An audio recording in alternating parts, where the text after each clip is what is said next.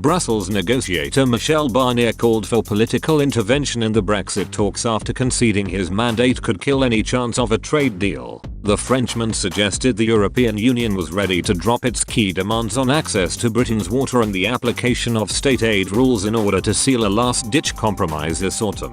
Speaking after the fourth round of negotiations, the EU's chief Brexit negotiator said there was no significant progress with talks between the two sides still largely deadlocked. He conceded officials failed to break the impasse over fisheries, the regulatory level playing field, governance and judicial cooperation between the UK and EU after 3 days of virtual talks. There has been no significant progress on these points, Mr. Barnier told reporters. Not since the start of the negotiations, and I don't think we can go on like this forever. In order to secure a deal, the Brussels bureaucrat said political leaders would have to hold crisis talks over the mandate handed to him ahead of the start of the trade talks. Despite repeat complaints from Downing Street over the EU dragging its feet in talks, Mr. Barnier conceded talks would likely run until October. He said, "Agreement of this type, such important agreements, are always agreed at the last minute. If there is agreement, there are issues of timing.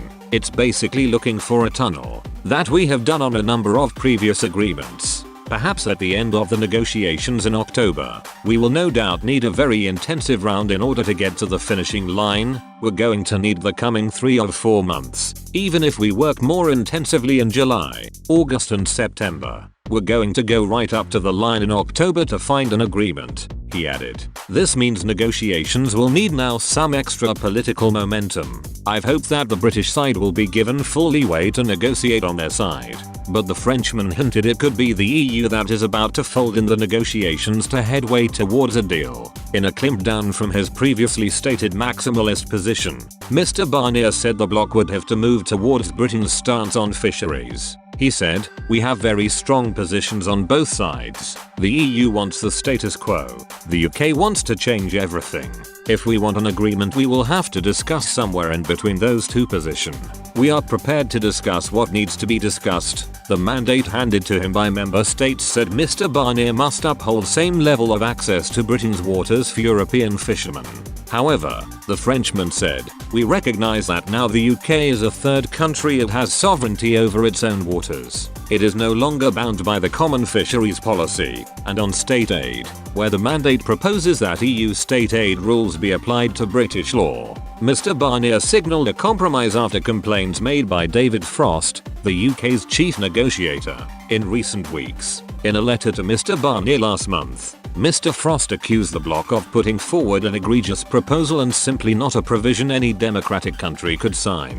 Today, Mr. Barnier refused to acknowledge the guidelines agreed by EU member states and instead pointed towards softer wording in the political declaration. He said, "In trying to achieve common progress, I've taken account of that British concern, and I would suggest to the British side that they also need to take into account our concern about sovereignty, which is non-negotiable in all aspects of the internal market. So I've certainly taken account of this British concern, which I can understand in political terms, and it is in this spirit and in compliance with my mandate that I wrote this letter. So I think on this basis and in the spirit of the letter you mentioned, I think we can achieve these robust commitments that the Prime Minister referred to avoid any unfair competition in the field of state aid, which is a key importance when it comes to free and fair trade.